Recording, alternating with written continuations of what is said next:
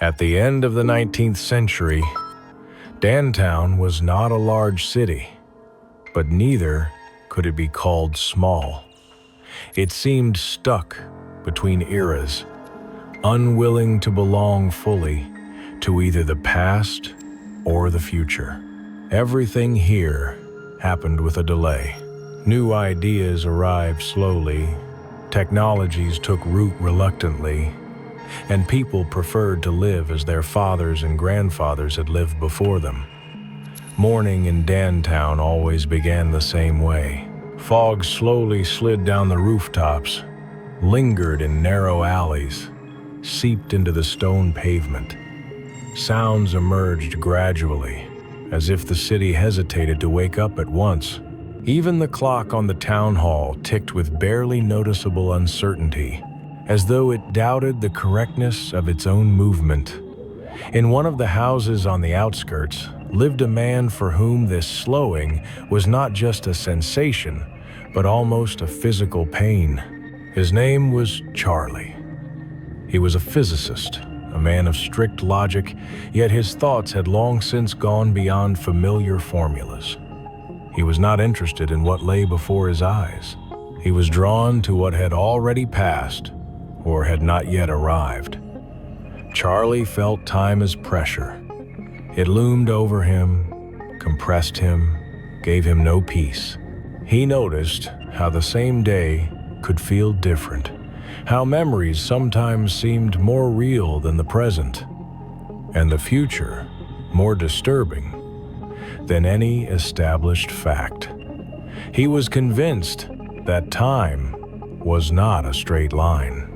In his mind, it resembled a complex structure in which past, present, and future touched at points inaccessible to ordinary perception. This thought did not let him go for years. It was not a sudden revelation. It grew slowly, nourished by observations, calculations, and rare scientific hypotheses that most of his colleagues dismissed as philosophical fantasies. But for Charlie, it was not philosophy. It was a sense of truth that he could neither prove nor ignore. The only person who did not reject his reflections was Justin. They had met many years earlier, in their youth, and since then their friendship had remained unchanged. Justin was a science fiction writer, a man of imagination and symbols. Where Charlie saw formulas, Justin saw images. Where one sought proof, the other created worlds. A special place in Justin's work was occupied by ancient Egypt. He returned to it again and again, describing sands, temples, stone figures of gods, gazing into eternity. His books were permeated with a sense of time that defied human measurement. Charlie read these texts with particular attention, as if something more than artistic fiction were hidden between the lines. He felt that ancient civilizations knew more about time than was commonly believed. Not scientifically, not rationally, but intuitively. For him, Egypt was not merely the past, but a point where time seemed to condense, becoming dense and tangible. Thus, in a city where no one was in a hurry, an idea was born that could disrupt the very structure of reality. Charlie's house did not stand out in any way. It was old, with darkened walls and creaking steps, but the basement of that house was gradually turning into something else. At first, imperceptibly, then frighteningly obvious. The work began in the evenings and continued deep into the night. Charlie went downstairs, closed the door behind him, and seemed to disappear from the present. The basement filled with the sounds of metal, the low hum of mechanisms, the scraping of tools. Over time, any signs of domestic space vanished. Wooden shelves gave way to metal structures. The stone walls were sheathed in plates that reflected light in such a way that the space lost its depth. Charlie did not strive for beauty or symmetry. He was interested in function. He was building not a machine in the conventional sense, but a system capable of interacting with time as a physical medium. He believed that time could not only be measured, but also distorted, compressed, pierced like a dense fabric. Years passed. The project demanded a patience bordering on obsession. 13 years went into calculations, assembly, and reworking. During that time, Charlie almost ceased to participate in the life of the city. He rarely left the house, rarely met with anyone except Justin. His world narrowed to the basement and endless notebooks filled with small, cramped handwriting. At times, it seemed to him that the basement lived its own life. In the silence, he heard barely perceptible sounds, as if the metal reacted to a human presence. The light of the lamps seemed colder here than in the rest of the house, and the shadows in the corners were too dense, as if unwilling to disperse. Justin came often. He brought books, old maps, his new manuscripts.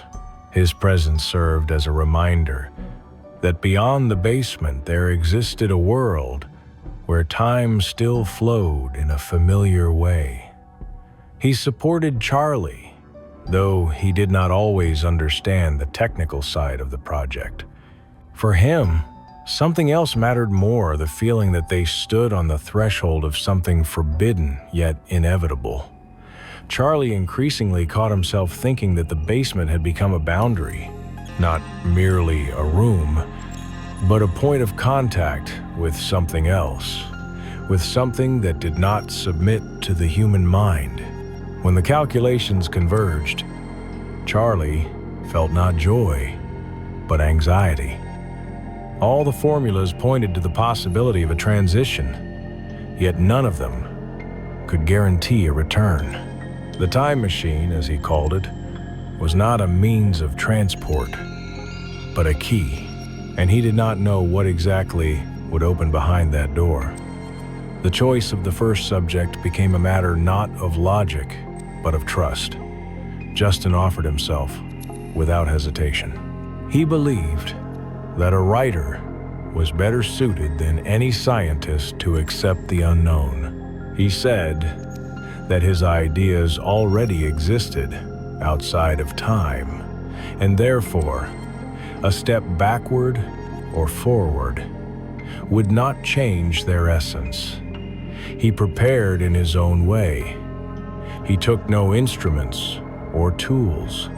He took drafts of his books, texts about ancient Egypt, about gods gazing across millennia, about people living under the gaze of eternity. For him, this was not a journey, but a return. Charlie checked the system endlessly. He knew he was sending his friend to a place from which there might be no path back, but he could no longer stop.